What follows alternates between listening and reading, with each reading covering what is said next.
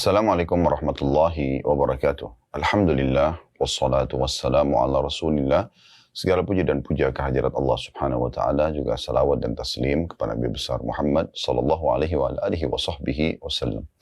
Semoga pada hari ini Allah subhanahu wa ta'ala memanjangkan umur kita di atas ketaatan kepadanya, serta juga Allah subhanahu wa ta'ala menerima seluruh amal-amal saleh yang pernah kita kerjakan, yang sedang kita kerjakan, yang akan kita kerjakan sampai menjelang ajal datang dengan pahala yang sempurna. Dan semoga saja semua dosa-dosa, sengaja tidak sengaja, besar ataupun kecil yang pernah kita lakukan, dimaafkan oleh Allah subhanahu wa ta'ala. Demikian juga dengan kedua orang tua kita, seluruh kerabat kita, bahkan kita memohon agar seluruh muslimin dan muslimat, mukminin dan mukminat yang hidup dan juga yang sudah meninggal, dimaafkan oleh Allah subhanahu wa ta'ala. Serta juga teman-teman sekalian, kita selalu mendoakan agar negara kita terjaga keamanan, persatuan, kesatuan, dan kemerdekaannya. Dan Allah selalu membuat negara kita maju, makmur, serta juga bisa menjadi contoh bagi negara-negara yang lain. Dan Allah karuniakan kita pemimpin-pemimpin yang adil sampai menjelang hari kiamat nanti. Serta semoga Allah menolong saudara kita kaum muslimin yang sedang tertindas dimanapun mereka berada, terutama di Palestina dan khususnya di Gaza. Semoga Allah ikhlaskan niat mereka, terima para syuhada mereka, mulakan Islam di tangan mereka dan tangan kita semua, serta semoga Allah ikut sertakan kita bersama mereka di pahala, baik dengan doa, dengan harta, juga dengan jiwa kita.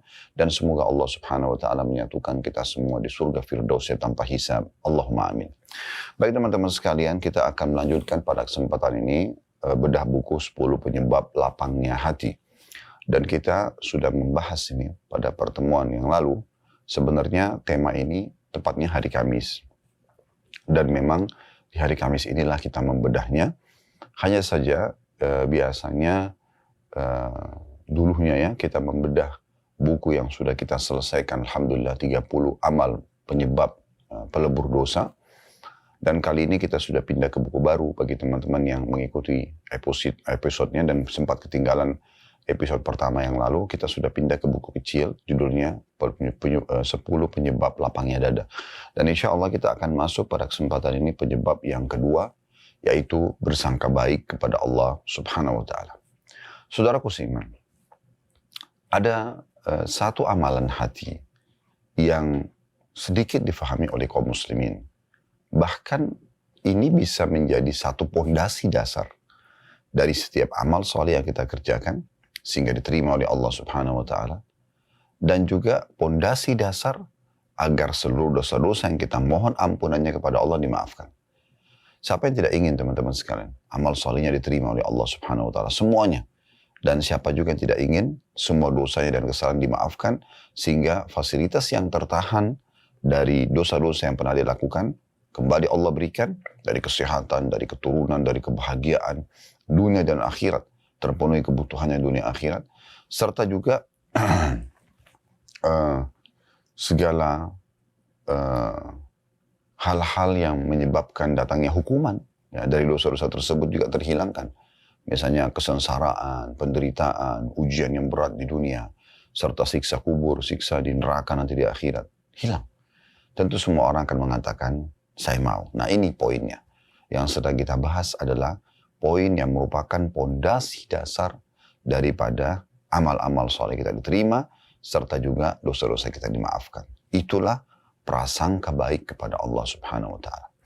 Awalnya saya akan berikan dulu kronologisnya teman-teman sekalian. Kita harus tahu pondasi agama kita seluruhnya ya. Pondasi dasar seluruhnya. Kalau tadi kita bicara nanti salah satu substansialnya. Pondasi dasar seluruh agama kita adalah keyakinan.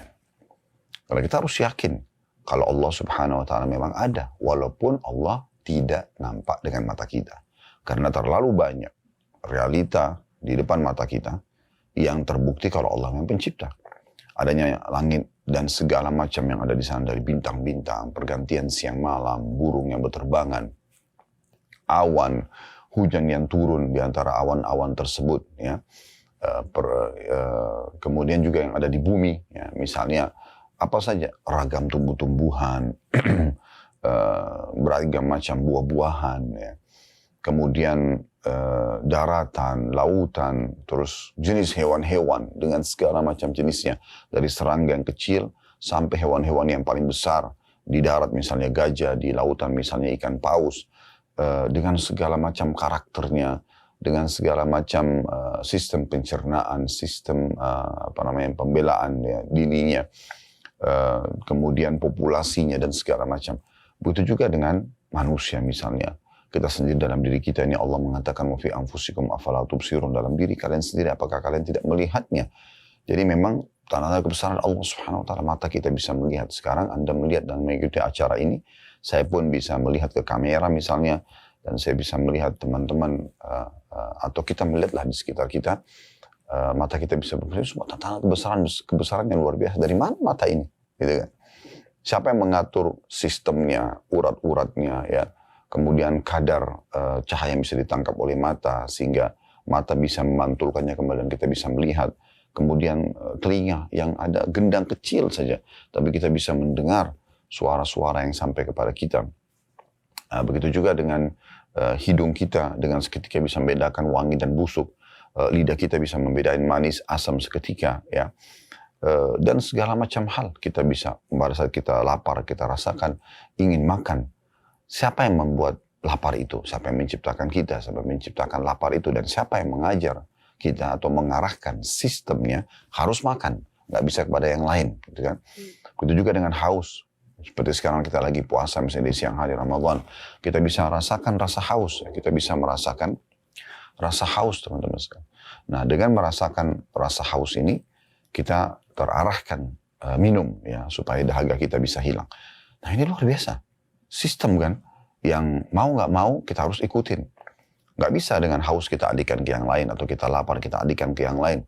Karena kalau kita alihkan ke yang lain, tetap akan lapar, tetap akan haus misalnya. Begitu juga pada saat mengantuk. Siapa yang ciptakan kita? Siapa yang ciptakan ngantuk itu? Dan kemudian, siapa yang mengarahkan kalau ngantuk itu harus tidur? Nggak bisa kita ganti dengan yang lain. Misalnya kita kalau ngantuk kita makan misalnya. Nggak bisa. Atau kalau kita lapar kita tidur. Tetap bangun nanti akan lapar. Dan seterusnya. Fungsi-fungsi sekian banyak organ-organ di tubuh kita ini, yang mungkin kalau kita rinci hal satu tuh sudah menjadi kajian ilmiah yang sangat besar dan penelitian yang sudah banyak dilakukan oleh para ilmuwan di bidangnya. Maka semua itu teman-teman sekalian menunjukkan memang ada pencipta. Tidak pernah ada yang bisa mengatakan, oh saya menciptakan kuping manusia. Suruh buktikan. Misalnya, atau dia kalau kupingnya sakit bisa nggak dia obatin, atau dia ganti dengan kuping sendiri dengan mencopotnya, dia buat kuping lagi, dia nggak bisa lakukan itu. Berarti menandakan memang wujud ada pencipta. Dan hanya Allah Subhanahu wa taala yang memang pantas untuk dijadikan sebagai Tuhan, dengan mengikuti dan melihat bagaimana utusannya para nabi-nabi menyampaikan ajaran, dan juga kitab-kitab yang diturunkan dari langit seperti yang kita yakini Al-Quran, semuanya berisikan maslahat dan panduan hidup yang benar. Semua yang diperintahkan dalam agama Allah, jujur, amanah, tanggung jawab, bakti sama orang tua, berbagi, segala macam itu baik-baik. Dan semua yang dilarang pasti buruk. Dan manusia mengetahui secara fitrah alami itu buruk. Misalnya berbohong, menipu, mengganggu orang, mencuri, membunuh, dan seterusnya. Berarti memang mengerucut ke situ. Dan ini membuat kita yakin kalau memang ada Tuhan Allah Subhanahu wa taala. Makin tinggi tingkat level keyakinan kita, maka makin baik tentunya nanti prasangka biak, berprasangka kita kepada Allah Subhanahu wa taala. Nah, ini pondasi umumnya. Jadi kita harus memang punya keyakinan, teman-teman sekalian. Nah, ulama mengatakan prasangka kepada Allah Subhanahu wa taala ini adalah amalan hati. Dan ini memang teman-teman sekalian, amalan hati ini perlu kita fahami baik-baik. Kalau ada amalan badan, ada amalan hati. Amalan hati itu seperti misalnya ikhlas, tawakal, ya, syukur, ya, ini semua amalan-amalan hati ini. Sabar, ya, termasuk diantaranya prasangka, berprasangka baik kepada Allah Subhanahu wa taala. Baik, itu kurang lebih kronologisnya. Sekarang kita masuk lebih dalam tentang prasangka ini. Prasangka ini teman-teman sekalian, ya, adalah bagaimana seseorang hamba bersangka baik dengan Tuhannya dalam hal, misal contoh, dia kalau berdoa, dia harus yakin karena Allah yang perintahkan doa, asal dia sudah mengikuti syarat-syarat dan rukun-rukun doa itu, maka dengan sendirinya harus dia yakin diterima. Gak boleh dia ragu. Ya. Nah, ini namanya prasangka baik dengan Allah Subhanahu wa taala. Makanya kata Nabi SAW, "Ud'u rabbakum muqinuna bil ijabah, fa inna Allah la yaqbalu du'a min qalbin ghafil." Berdoalah kalian kepada Tuhan kalian dalam kondisi diikuti dengan keyakinan penuh dalam hati dan diterima, karena Allah tidak akan menerima doa dari hati yang lalai. Misal, ya, berarti memang kita nggak boleh teman-teman berdoa. Ini Allah kasih nggak sih? Saya minta jodoh, saya minta pekerjaan, saya minta keturunan. Kebanyakan orang tidak sadar, sebenarnya terhalanginya doanya, karena dia justru bersangka buruk sama Allah. Belum berdoa sudah mengatakan, dalam diri dia ya, antara dia sama Tuhannya, kayaknya tidak akan dikasih. Kayaknya saya sudah terlanjur mandul. Kayaknya saya sudah terlanjur begini dan begitu. Dia bersangka buruk. Padahal sebenarnya selama tidak bentrok dengan sunnatullah, sistem yang sudah Allah buat. Contoh misalnya, malam dan siang itu sistem Allah sudah buat. Tidak mungkin kita menabrak sistem itu ya. Tanda kutip di sini menabraknya. Maksudnya kita karena tidak suka malam, kita ingin siang aja supaya kita beraktivitas terus. Lalu kita mengatakan, ya Allah hilangkan malam. Itu nggak mungkin. Itu berarti kita seperti ingin bentrok dengan sunnatullah. Kita tidak suka dengan lawan jenis, lalu kita mengatakan, ya Allah hilangkanlah laki-laki atau hilangkanlah perempuan. Itu sunnatullah, nggak mungkin. Atau ya Allah lahirkanlah anakku dalam kondisi anak itu tiba-tiba sudah dewasa. Jangan bayi ya Allah. Keluarkan orang besar dari tubuhku, dewasa sehingga dia langsung bisa bekerja. Itu nggak mungkin. Sistem Allah harus melalui bayi semua manusia, termasuk para nabi-nabi, kemudian sampai beranjak anak-anak dan dewasa, barulah kemudian dia seperti yang kita harapkan tentunya pada saat kita pandu kepada apa yang kita inginkan, kebaikan atau keburukan. Jadi seperti itulah yang harus kita fahami teman-teman sekalian. Nah ini amalan hati ini penting sekali. Ya. Sebagaimana juga teman-teman sekalian kita harus memahami poin penting dalam masalah ini. Bersangka baik dengan Allah Subhanahu Wa Taala kalau kita sudah buat dosa. Ya. Lalu kita ingin bertaubat. Jangan pernah mengatakan, oh saya sudah terlalu banyak dosa, sepertinya Allah tidak akan maafkan saya. Ya. Atau dimulai dengan pertanyaan, apakah Allah akan memaafkan saya? Ya. Tapi dia langsung menjawab sendiri sambil mengatakan, sepertinya Allah tidak akan memaafkan karena dosa saya terlalu besar. Gitu.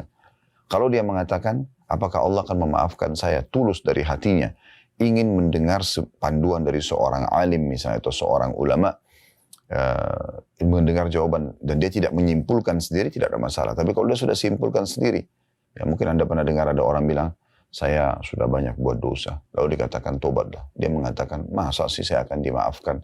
Orang dosa saya banyak sekali. Nah, contoh misalnya. Ya. Maka itu hal yang harus kita fahami baik-baik. Ya. Terjadi di masa Nabi SAW, pernah ada dua orang, yang satu soleh, yang satu jauh dari agama. Yang baik ini yang soleh menasihatin yang buruk ini. Jangan kau lakukan, jangan kau lakukan, jangan kau lakukan.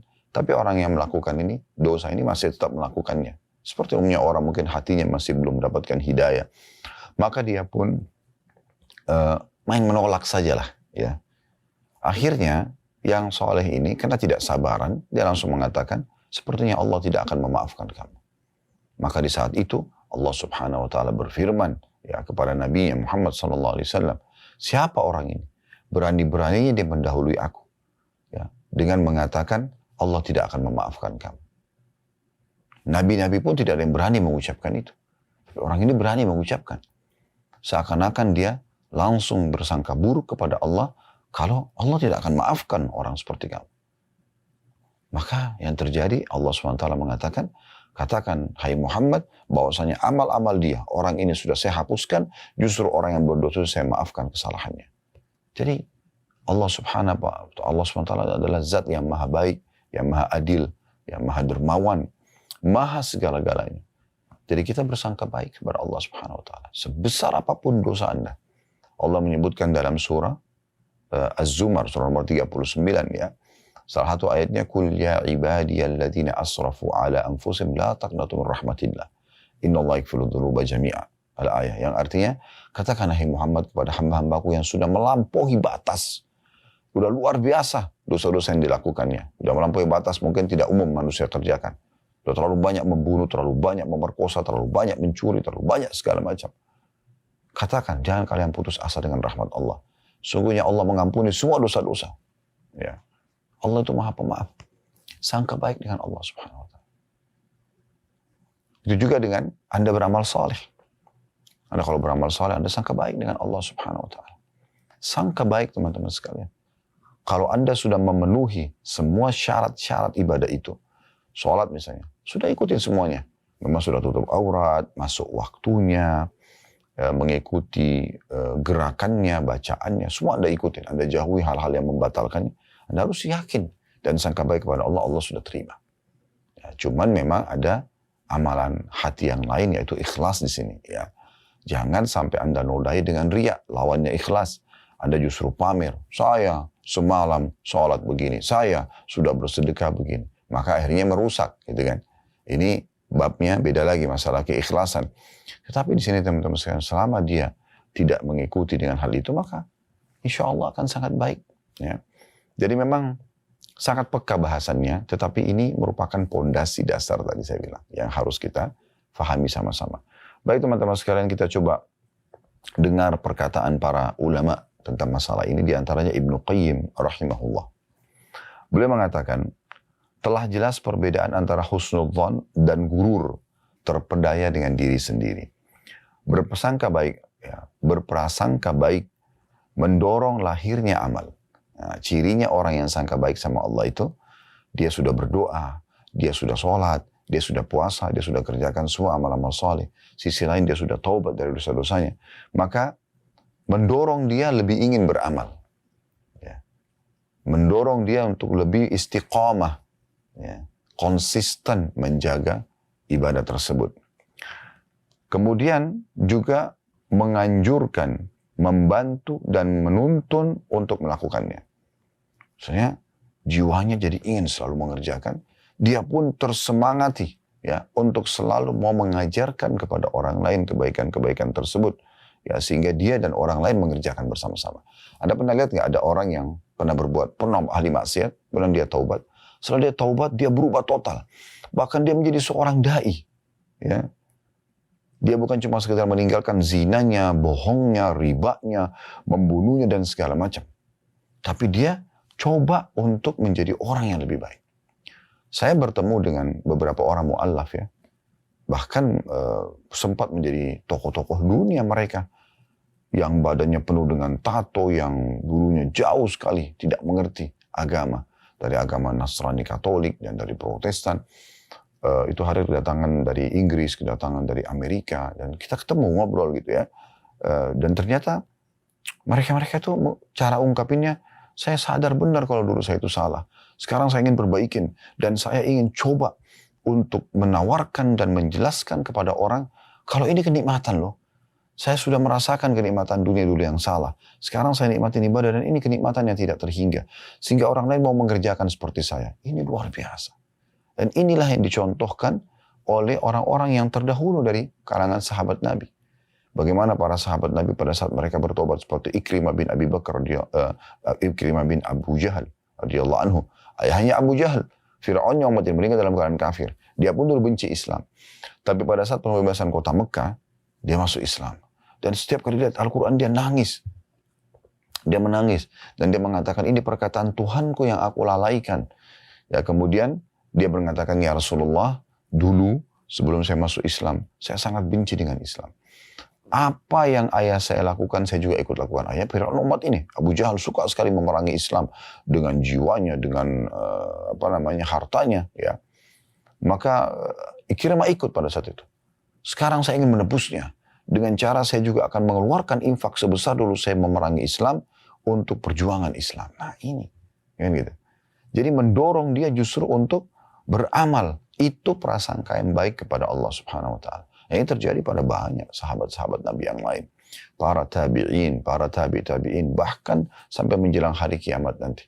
Orang-orang yang betul-betul hatinya diilhamkan Allah SWT prasangka baik, dia akan lakukan itu. Jadi mendorong dia untuk beramal. Kemudian kata beliau, inilah sikap yang benar.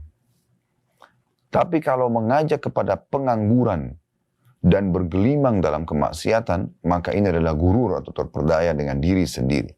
Jadi, sudahlah, Allah kan maha pengampun. Udah saya nggak usah taubat, nanti Allah maafkan kok. Nah ini terpedaya dengan dirinya. Ini bukan bersangka baik sama Allah. Dia tidak mau beramal. Dia tidak mau bertobat. Udahlah, saya nanti aja deh sholatnya.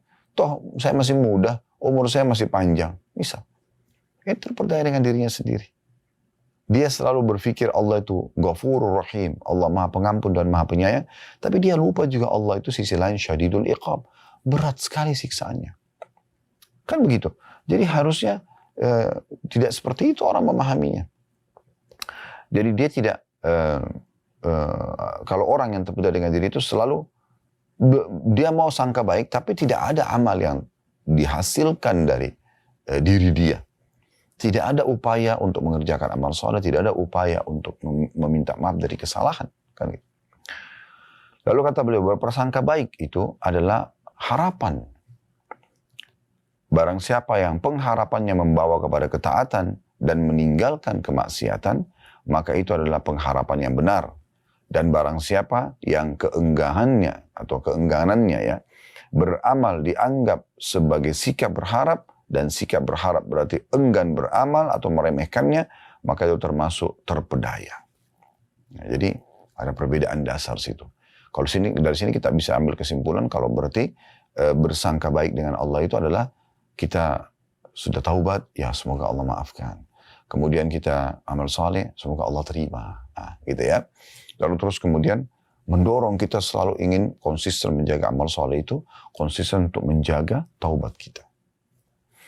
Syekh Shalih Al-Fauzan hafizahullah berkata, prasangka yang baik kepada Allah seharusnya disertai dengan meninggalkan kemaksiatan. Tinggalkan dosanya. Jangan justru, sudahlah Allah Maha Pengampun, gak apa-apa deh. Gitu. Salah, bentrok dengan persangka baiknya. Gitu kan. Sangka baik itu harusnya membuat orang jadi, Allah Maha Baik kok. Harusnya saya juga berbuat baik dong. Allah Maha Baik kok. Masih bisa memberikan saya kesempatan tobat. Maka saya menjaga tobat ini. Nah, itu yang benar. Lalu kata beliau, saya ulangi kata Syekh Shalih Fauzan rahimahullah, beliau seorang ulama di Saudi tentunya, prasangka yang baik kepada Allah seharusnya disertai dengan meninggalkan kemaksiatan. Kalau tidak, maka itu termasuk sikap merasa aman dari azab Allah. Ini dosa besar yang lain lagi. Ya. Dia merasa Allah tidak akan hukum dia. Ini bahaya. Dia malah menganggap remeh siksaan Allah yang Allah sudah ancamkan di jenis dosa yang dia lakukan. Ya. Terlebih lagi kalau orang sampai melampaui batas dengan cara berbangga dengan dosa-dosanya. Dia menceritakan sama teman-temannya dosa yang dia lakukan. Subhanallah. Ini yang kata Nabi SAW dalam sebuah hadis, ada seorang hamba yang Allah Subhanahu Wa Taala sudah tutupi perbuatan dosanya semalaman, lalu kemudian dia sebarkan pelanggarannya itu. Ini termasuk mujaharah bil maksiyah. Memamerkan kemaksiatan ini lebih cepat siksaan Allah datang kepada mereka. Seharusnya kalau Allah tutupin aib Anda, kesalahan Anda, maka Anda bersyukur kepada Allah Subhanahu Wa Taala justru dengan menutupinya, bertobat dan menutupinya, tidak menceritakan pada orang lain. Lalu kata Syekh Shalih Fauzan lanjutannya, prasangka baik kepada Allah harus disertai dengan melakukan sebab datangnya kebaikan dan sebab meninggalkan kejelekan. Itulah pengharapan yang terpuji. Jadi maksudnya, ya dia coba lebih dalami lagi ilmunya supaya dia lebih semangat mengerjakan amal saleh tersebut.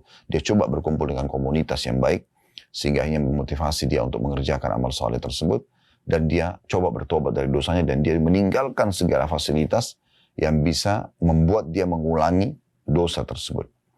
Sedangkan prasangka baik kepada Allah, selanjutnya kata beliau, sedangkan prasangka baik kepada Allah dengan meninggalkan kewajiban dan melakukan yang diharamkan, maka itu adalah pengharapan yang tercelah.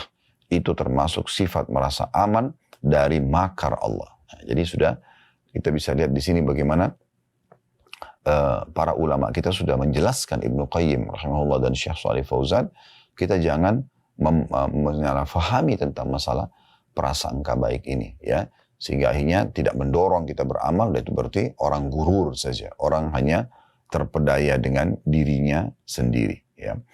Kemudian kita coba lebih dalam ya membahas tentang masalah ini, dan saya coba bacakan dulu apa yang dikatakan oleh penulis ya di halaman 13. Sangka baik kepada Allah Azza wa Jalla ialah Anda merasa bahwa Allah akan melapangkan kesusahan Anda. Sangka baik. Karena kita terlilit utang, kita lagi butuh keselamatan dan keamanan, kita lagi apa saja. Kita selalu sangka baik kalau Allah akan melapangkan kesusahan itu. Makin kuat keyakinan Anda, Allah akan tolong Anda.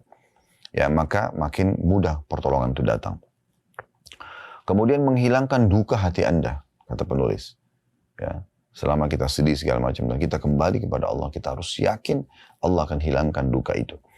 Selagi hamba bersangka baik kepada Rabb-Nya, maka Allah Azza wa Jalla membukakan berbagai keberkahan untuknya dari arah yang tidak disangkanya. Ya. Karena itu, wahai hamba Allah Azza wa Jalla, hendaklah Anda bersangka baik kepada Rabb Anda, ya niscaya Anda akan melihat dari Allah sesuatu yang menggembirakan Anda. Seperti sederhana sekali teori ini ya, tapi siapa yang menerapkannya? Dan syaitan masuk di situ untuk membuat kita selalu sangka buruk dengan Allah Subhanahu wa taala. Tapi ingat tadi poin penting ya di awal tadi kita itu sebelum apa yang kami jelaskan sekarang yang sudah kami sampaikan, jangan gurur. Kita harusnya sangka baik sama Allah itu yang mendatangkan dorongan yang kuat untuk beramal saleh. Dorongan yang kuat untuk meninggalkan dosa. Nah, gitu. Tapi kalau kita tetap saja lalai dari kewajiban-kewajiban, kita terus-terus dalam dosa, dan kita mengatakan saya sangka baik sama Allah, ini bukan sangka baik, tapi ini gurur. Terpedaya dengan dirinya sendiri, dan ini adalah permainan syaitan. Lalu kemudian penulis mengangkat hadis yang sangat masyhur berhubungan dengan ini, adalah sabda Nabi SAW dari hadis Abu Hurairah radhiyallahu anhu. Allah Subhanahu wa taala berfirman, qala Allah taala, ana inda dhanni 'abdi bi, saya sesuai dengan prasangka hambaku, kata Allah. In dhanna bi khairan falahu, jika dia bersangka baik, ya maka ia akan mendapatkan kebaikan itu. Wa in dhanna syarran falahu, dan jika dia bersangka buruk, maka dia pun akan mendapatkan keburukan tersebut. Ya, hadis ini diriwayatkan Ahmad dan juga Ibnu Hibban. Ini yang ditulis oleh penulis cuma sedikit saja, kurang lebih 2 paragraf ya, kurang lebih. Dan seperti biasa kita lebih panjang lebar menjelaskan masalah itu. Dalam hadis yang lain, kita ini tambahannya ya, yang mirip dengan ini. Hadis yang diriwayatkan oleh Imam Bukhari dan Muslim, ya dari hadis Abu Hurairah juga radhiyallahu anhu, bahwasanya Nabi SAW bersabda, yaqulullahu ta'ala, Allah Subhanahu wa ta'ala ya berfirman, ana inda dhanni 'abdi bi wa ana ma'ahu idza dzakarani. Aku sesuai dengan prasangka hambaku dan aku selalu bersamanya kalau dia mengingatku.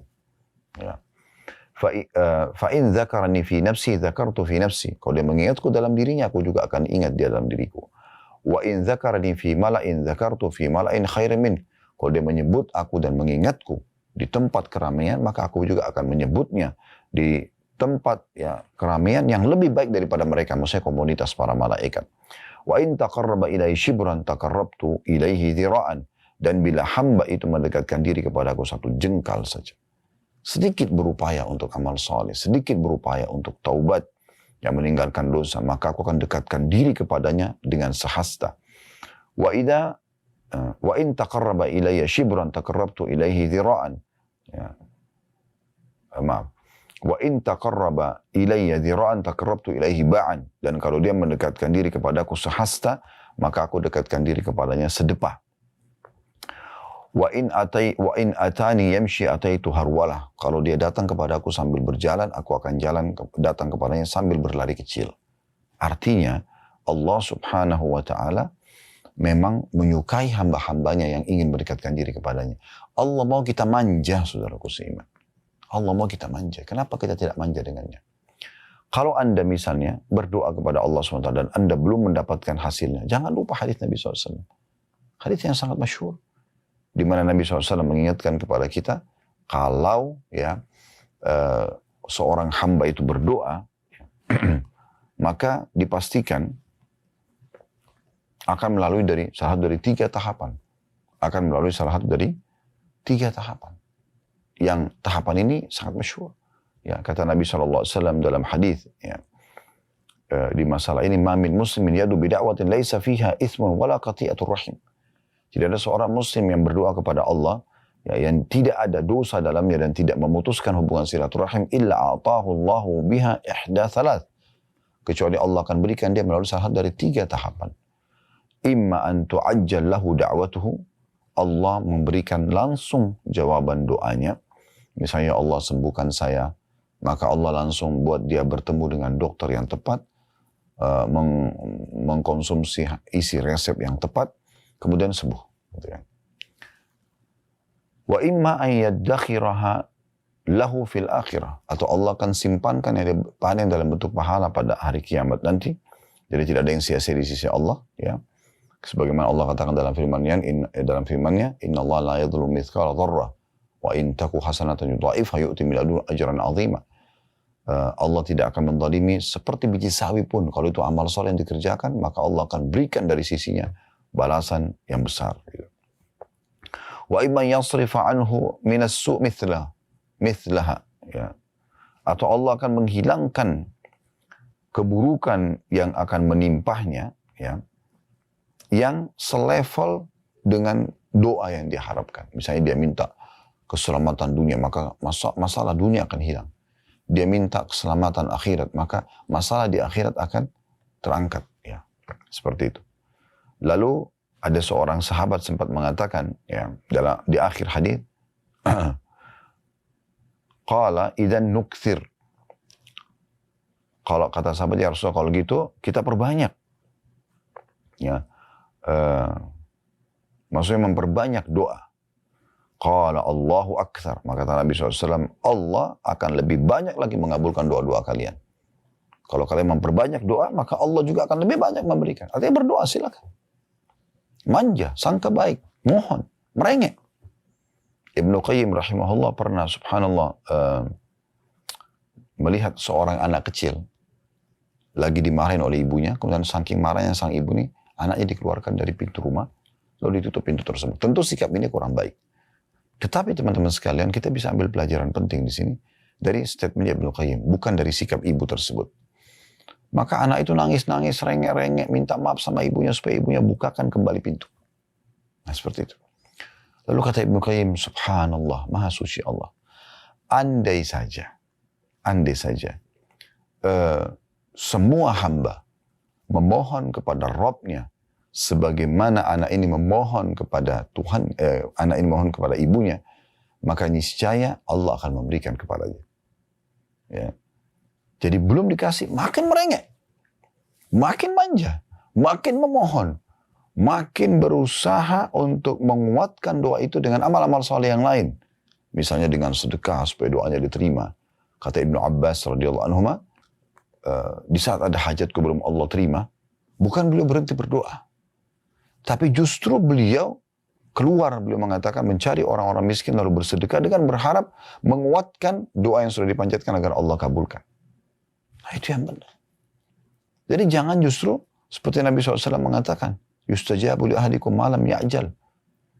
Akan diterima, ya, doa seseorang di antara kalian selama dia tidak tergesa-gesa. Maka para sahabat mengatakan, wa kaifal istijal ya Rasulullah. Bagaimana cirinya orang yang tergesa-gesa? Kata Nabi SAW, yaqulu da'autu wa lam yustajabu li fatarakat doa. Dia bilang, saya sudah doa, tapi belum melihat hasilnya, lalu dia tinggalkan doa. Subhanallah, mungkin tinggal sekali lagi Anda berdoa. Mungkin tinggal sehari lagi, mungkin tinggal sepekan lagi, mungkin tinggal sebulan lagi. Dan Allah subhanahu wa ta'ala, kalau kata Nabi SAW dalam sebuah hadis yang sahih yang lain, yang artinya Allah subhanahu wa ta'ala kalau mendengar doa yang indah dari seorang hamba, Allah menerlambatkan jawabannya, agar hamba tersebut tetap dalam doanya. Yang nanti dia akan gembira sekali melihat hasil pahalanya pada hari kiamat nanti. Ibnu Rajab menyebutkan rahimahullah dalam kitab Jami'ul Ulum wal Hikam, fal-ilhau bid-du'a bil-maghfirah ma'a raja'illahi ta'ala mujibun lil-maghfirah. Terus meminta, tidak berhenti, ya, dengan doa dan memohon ampunan kepada Allah, disertai dengan penuh harap padanya, bersangka baik kepadanya, adalah jalan yang paling cepat mendatangkan pengampunan itu sendiri. Jangan pernah putus asa.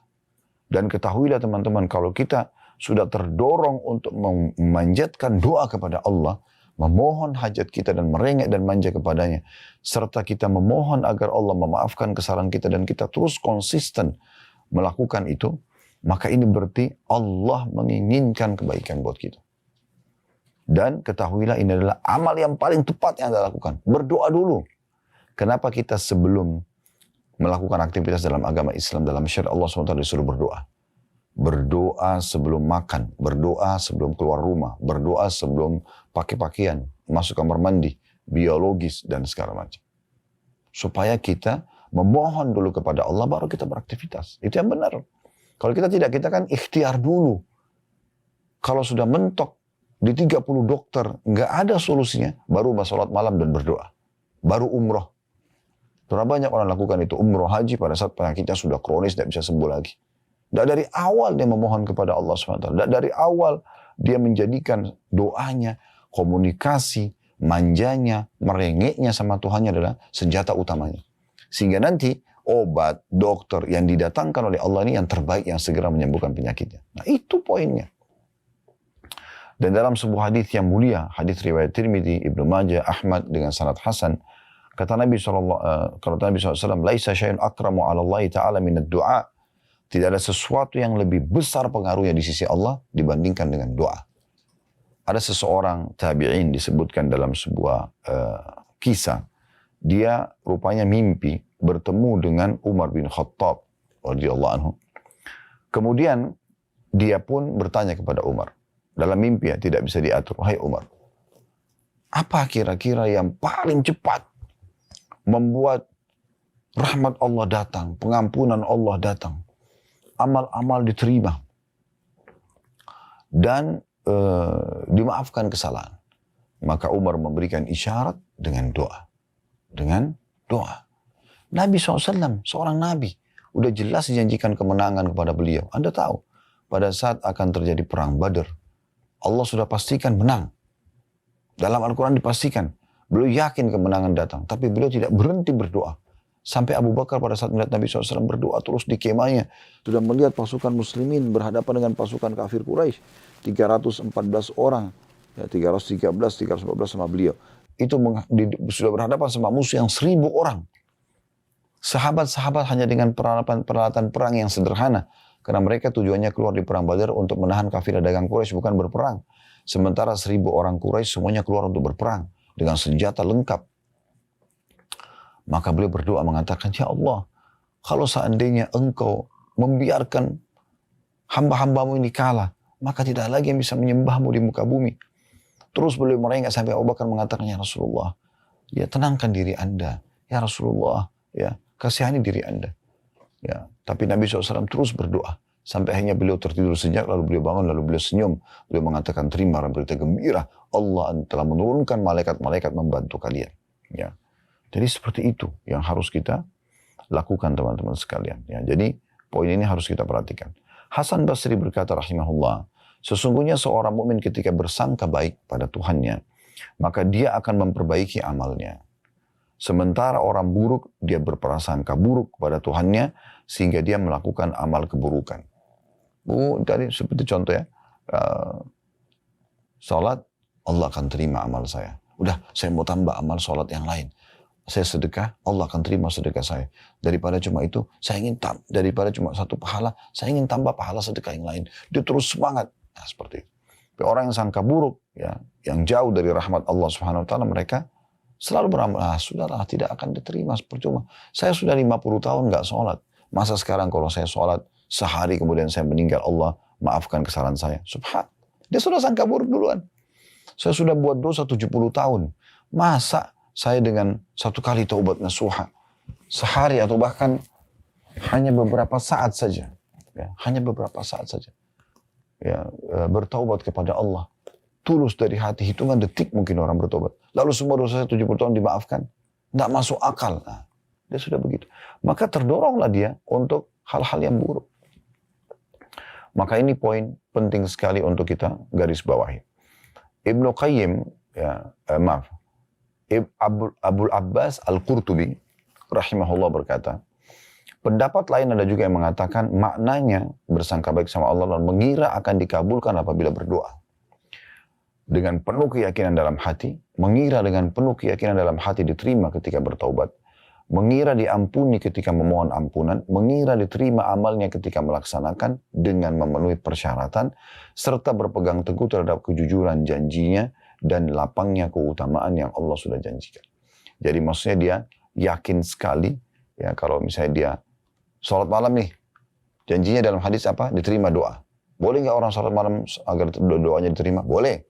Nggak masalah, justru bagus sekali dia seperti itu. Nah, dan Nabi SAW sudah mengingatkan kepada kita untuk bersangka baik sama Allah ini bukan hanya sesaat, bukan hanya dengan satu amal soleh, yang kita kerjakan, atau dosa yang satu kita mohon ampun dan taubat.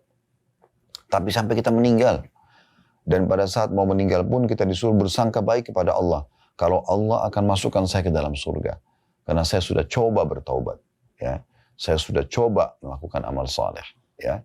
Sebagaimana Nabi SAW mengatakan dalam hadis riwayat Muslim, La yamutanna ahadukum illa wa huwa yuhsinu billahi dhann. Janganlah salah seorang dari kalian meninggal dunia sementara dia bersangka baik, kecuali dia sudah bersangka baik pada Tuhannya. Ya. Maksudnya Tuhannya akan masukkan dia ke dalam surga. Ya. Jadi yang disampaikan teman-teman dalam Al-Quran, dalam hadis Nabi SAW tentang orang beramal soleh, orang beriman akan masuk surga, itu bukan uang kosong itu. Ya. Allah itu jujur dan benar dengan janjinya. Inna Allah la yukhliful mi'ad, Allah tidak akan pungkiri janjinya. Di dalam hadis yang lain, ya dikatakan, maaf, di Al-Quran ini, "Man asdaqu minallahi qila," dan siapa yang lebih jujur daripada Allah dalam pernyataan. Jadi nggak mungkin salah. Ya. Begitu juga dengan orang-orang yang melakukan dosa-dosa, kan dihukum sama Allah. Tidak usah khawatir. Ada waktunya mereka akan mendapatkan itu.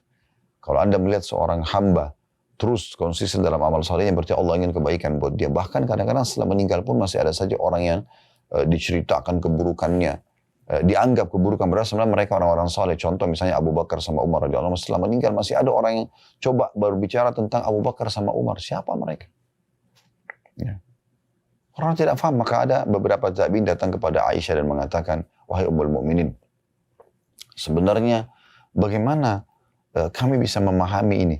Ada saja orang yang membicara keburukan tentang Abu Bakar sama Umar, padahal mereka tidak buruk. Mereka adalah orang-orang yang baik, mereka mertua Nabi, mereka orang-orang saleh. Aisyah sambil senyum mengatakan, sungguhnya Allah hanya mau menambahkan pahala buat mereka. Gitu kan? Dengan cara itu. Jadi memang Allah Subhanahu wa Ta'ala punya cara dalam memberikan hamba-hambanya kebaikan-kebaikan itu. Begitu juga banyak orang yang subhanallah di saat hidupnya dia melakukan dengan penuh persangka baik dengan Allah dan dengan semangat dia mengerjakan amal saleh, maka Allah nukil kisah-kisah mereka setelah mereka meninggal supaya jadi pelajaran buat manusia. Baik kisah mereka beramal saleh atau kisah mereka meninggalkan dosa-dosa.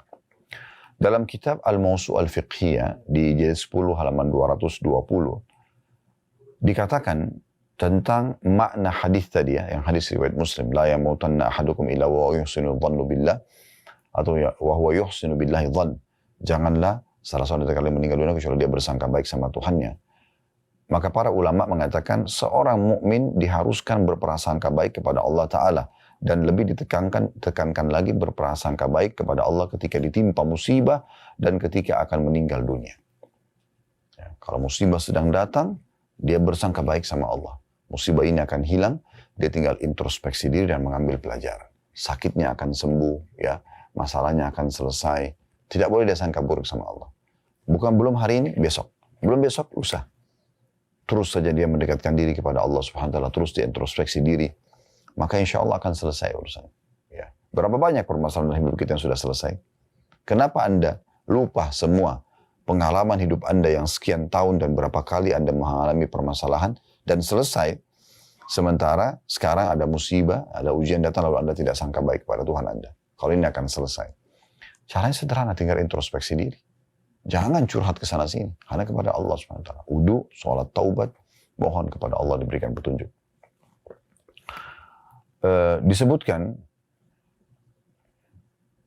bahwasanya seorang ulama mengatakan dianjurkan bagi orang yang akan meninggal dunia bersangka baik kepada Allah Ta'ala. Berprasangka baik kepada Allah meskipun sangat dianjurkan ketika mau meninggal dunia dan dalam kondisi sakit, akan tapi sepantasnya seseorang senantiasa ya, bersangka baik kepada Allah ya, walaupun dalam kondisi genting. Maksudnya memang ini sangat ditekankan. Walaupun dia sudah sakit parah, walaupun dokter sudah memvonis tidak bisa sembuh, walaupun ini dia tetap bersangka baik kepada Allah. Ya, Allah akan sembuhkan saya. Allah akan berikan saya pahala besar dari sini, dari ujian ini. Nah, seperti itu ya. Sebagaimana disebutkan oleh Imam Nawawi rahimahullah dalam syarah sahih Muslim beliau. Jadi ini kurang lebih teman-teman sekalian gambaran bahasan tentang masalah sangka baik kepada Allah Subhanahu wa Ta'ala. Semoga Allah mudahkan kita bisa menerapkan dalam kehidupan kita tentunya. Ya, semoga bermanfaat. Subhanakallahumma bihamdika asyhadu an la ilaha illa anta astaghfiruka wa atubu ilaik. Wassalamualaikum warahmatullahi wabarakatuh.